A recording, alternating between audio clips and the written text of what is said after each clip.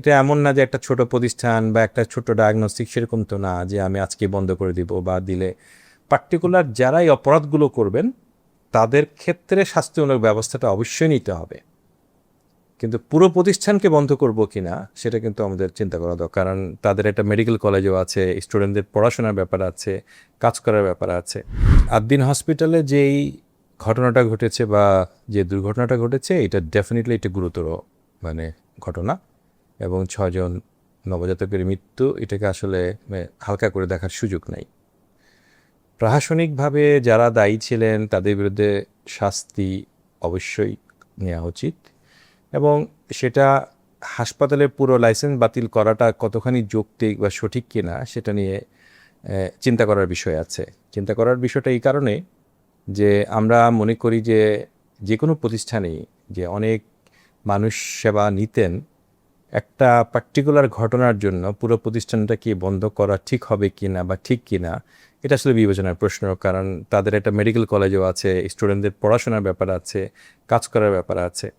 কিন্তু যখন আদ্দিন সঠিকভাবে কাজগুলো করতে পারে নাই, সরকার হয়তো চিন্তা করেছে যে এই একটা মেসেজের মাধ্যমে অন্যদেরকে সাবধান করতে চেয়েছে সরকার, যেটা আমি বুঝতে পারি। কিন্তু সরকার যদি এই বিষয়টা একটু পুনর্বিবেচনা করে, যে দরকার হলে এখানে একটা প্রশাসক সরকার নিয়োগ করে দিল, যেটা আমরা অনেক বেসরকারি প্রতিষ্ঠানে আমরা দেখতে পাচ্ছি, সরকার প্রশাসক নিয়োগ করে দেয়, যে সরকারি প্রশাসক নিয়োগ করে দেয় যে পরিচালনা করার জন্য। তো এরকম কিন্তু বাংলাদেশে অনেক বেসরকারি প্রতিষ্ঠান আছে যেখানে সরকার কিন্তু প্রশাসক নিয়োগ করেছে। তো আদ্দিনের ক্ষেত্রেও কিন্তু এটা বাস্তবে সম্ভব যে একটা প্রশাসক নিয়োগ করে দেয়া, এবং নিয়োগ করে এটাকে সরকারি গাইডলাইন অনুযায়ী যাতে করে এই প্রতিষ্ঠানটা পরিচালিত হয়, সেটা করে এটাকে আমার মনে খুলে দেওয়া উচিত। সরকার এই ব্যাপারে কিছু উদ্যোগ নিয়েছেন যে বিভিন্ন জায়গাতে বিভিন্ন প্রতিষ্ঠানে যাতে করে তারা সেবা পায়। কিন্তু একটা মানুষ যে দীর্ঘদিন ধরে একটা জায়গাতে সেবা নিত, তার হঠাৎ করে এরকম ঘটনাগুলো সে একটা বিপদে পড়ে যায়।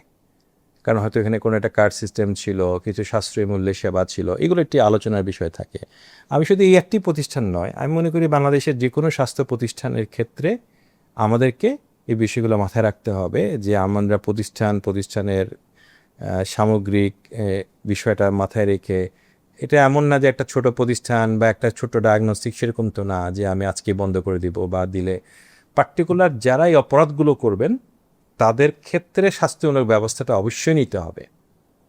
কিন্তু পুরো প্রতিষ্ঠানকে বন্ধ করব কিনা সেটা কিন্তু আমাদের চিন্তা করা দরকার। সেই কারণেই কিন্তু আপনি যে প্রশ্নটা করেছেন যে আমরা যারা অন্য জায়গায় একটু সাফারিংসের মধ্যে আছে, আমি আশা করি সরকার নিশ্চয়ই বিষয়টা আবার পুনর্বিবেচনা করবেন।